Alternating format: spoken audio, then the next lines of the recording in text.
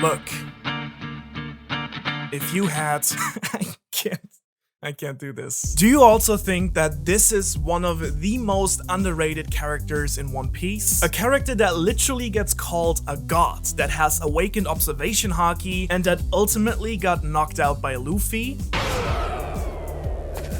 No, I'm of course talking about the one and only Enel, god of thunder, maker of great faces, and ruler of the moon.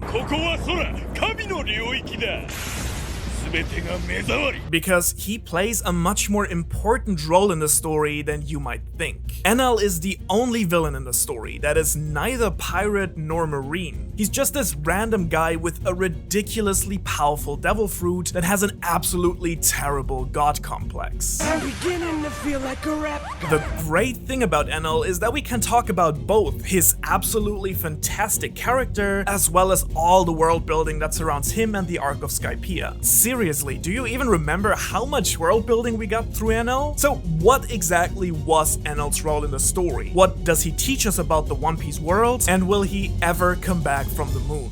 This is the story of God Enel. やはり生き残った5人の誰でもないようだ。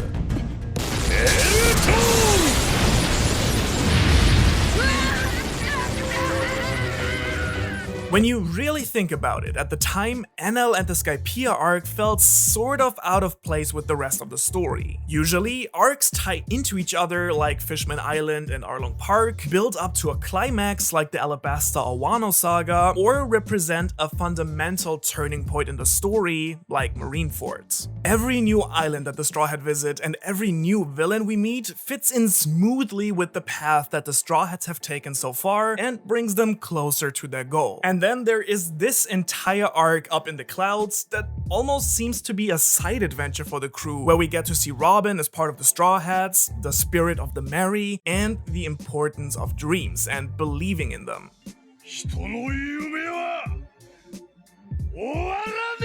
The villain is yet another corrupt ruler of a country that has to be liberated by Luffy, but I would argue that it's just the opposite. Skypiea might actually turn out to be one of the most important arcs in the entire story, and Enel one of the most interesting characters.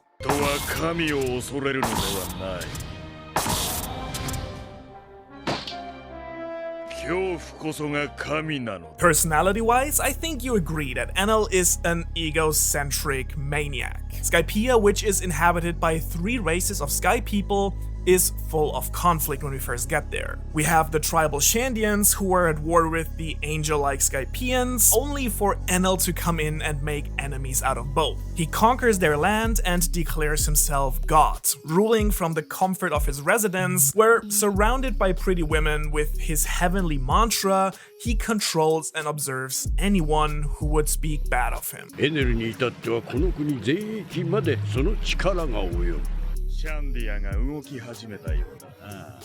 And in general, the god theme is actually pretty strong with Enel. First of all, his name. Enel is most likely based on the deity Enlil or El, from which many names honoring the biblical god are descendants. Michael, Raphael, Ezekiel, you get the idea. Funnily enough, Enel is also the name of Italy's largest electricity provider. Now, Enel's thunder powers, of course, are reminiscent of deities like Zeus, while the metal ring with the tomoe drum set into his back are clearly inspired by the Japanese thunder deity Raijin. By the way, this must be the most uncomfortable piercing anyone ever had.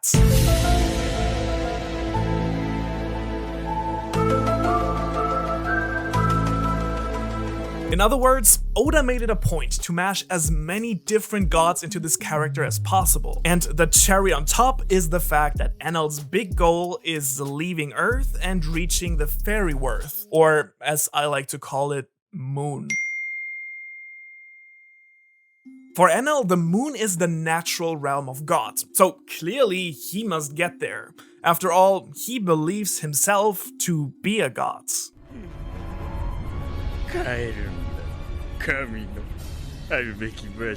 A god complex is an unshakable belief in one's own importance, characterized by constantly inflated feelings of personal ability, privilege, and infallibility. 口を慎めよ。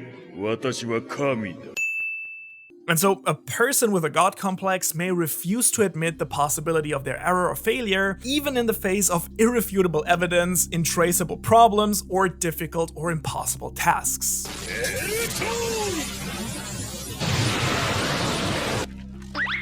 うまく避けたようだな。 Such a person is also highly dogmatic in their views, meaning that this person speaks of their personal opinions as though they were unquestionable facts. ここは空、神の領域だ。人も木も土もあるべき場所へ帰るがいい。 And so, someone with a god complex may exhibit no regard for the conventions and demands of society and may request special consideration and privileges, basically making all of this a very severe form of narcissism. 神のお呼びだぞ。集え、下々の者たちよ。 I'm sure some of you just felt like I described someone you know. Please make sure they don't get their hands on the devil fruit. Now, understandably, all this may sound twisted and delusional to you, because it is. But Enel has the power to back it up, wielding the powerful Goro Goro no Mi, which allows him to control, transform into, and create electricity at will. Next to Blackbeard's Yami Yami no Mi and Whitebeard's Gura Gura no Mi, it's named as one of the most powerful and destructive devil fruits in the One Piece world.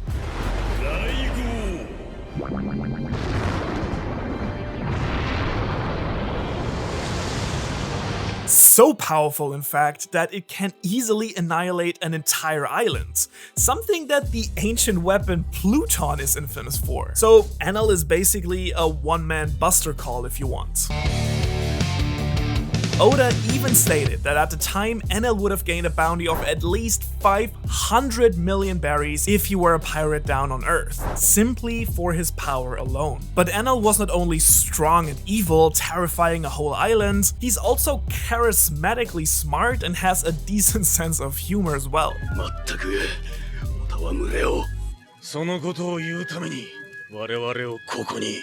退屈だったのだ。 Now, just to get it straight, Enel can come across as pretty stupid in some ways, and in some ways he is, but he's also the same guy who restarted his own heart and built a goddamn spaceship powered by himself to reach the moon. And here people are saying that Luffy is creative with his devil fruit. Enel is not a villain, he's an experience.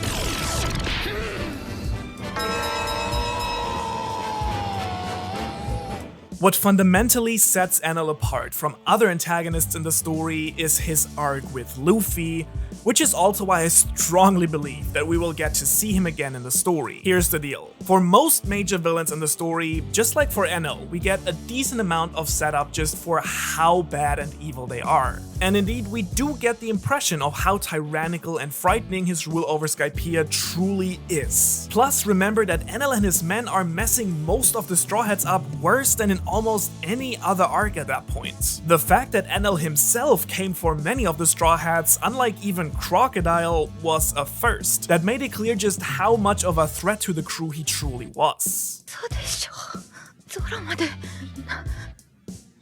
And yet, despite all of that, Enel's encounter with Luffy lacks some of the most fundamental elements all other major villains in One Piece share. First of all, we get no backstory or motivation for his actions. All we know is that he destroyed the island of his people, Berka, and took an army with him to subdue Skypiea. What's up with that? We don't know why he ended up destroying an entire island, why he doesn't have wings, where he got his devil fruit, or why he even wants to go to the moon so desperately. I have no idea! I hope you agree that Enel is the type of character that seems to have a very fascinating and relevant backstory, and we never get to hear it. The second thing is that Luffy's actions always punish the villain in some way or form for their deeds and end their desire. Crocodile and Doflamingo end up in prison.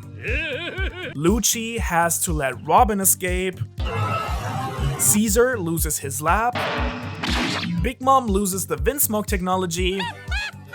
You get the idea. Enel, however, while robbed of the Golden Bell, simply proceeds with his plans to go to the moon as if nothing had happened. Yes, Luffy protects 𝚑𝚘𝚘𝚎 and fulfills his promise to ring the bell, but he doesn't change Enel or stop his initial goal. And so to me, these two things strongly suggest that Enel might well return at some point later in the story. But of course, there is a lot more to that. Now let's get into world building. Oh boy.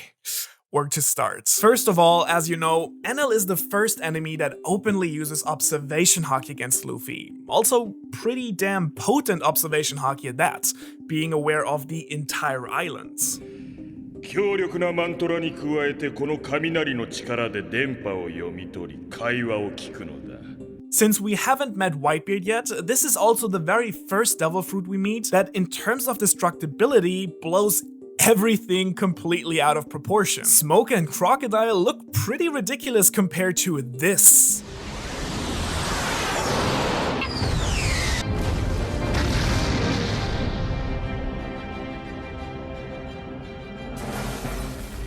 The most important thing about 𝚑𝚘𝚘𝚎, however, is what it tells us about the history of the world. 𝚑𝚘𝚘𝚎 tells us not only about the existence of islands in the sky, an entire world above the clouds, it teaches us a lot about the past. As it turns out, Shandora, the ancient city of one of the sky races, was in some way or form affiliated with the ancient kingdom. Not only do we find a poneglyph there pointing to Fishman Island, a totally different world, but we also find a legendary city of gold that already trumps anything the One Piece treasure could offer in terms of gold and silver. Additionally, we're also introduced to Noland, a very Roger-like character that seems to play a very important role in the story as well.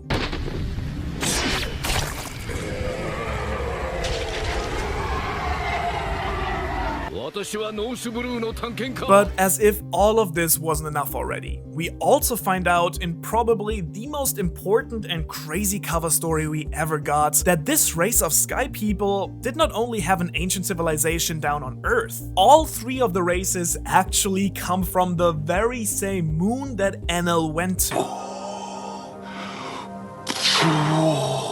And here, things get crazy. We learned that the Sky People had this ridiculously advanced country there on the moon, creating sentient machines before flying down to Earth after using up all the resources there. We also see some of these same robots being built on Karakuri Island, accidentally the same highly technological place that Dr. Vegapunk is from, and where Frankie spent the time skip.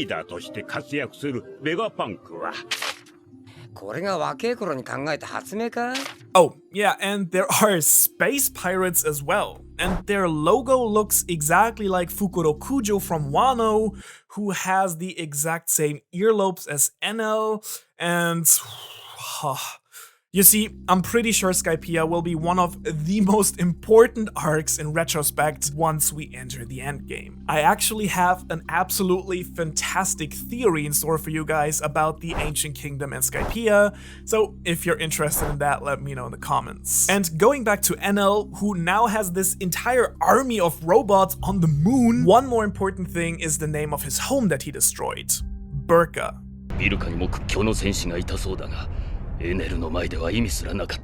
You see, Burka is not only the name of the ancient moon city, but also a real historical place. The real-life Burka was one of the most important trade centers in Scandinavia during the Viking Age.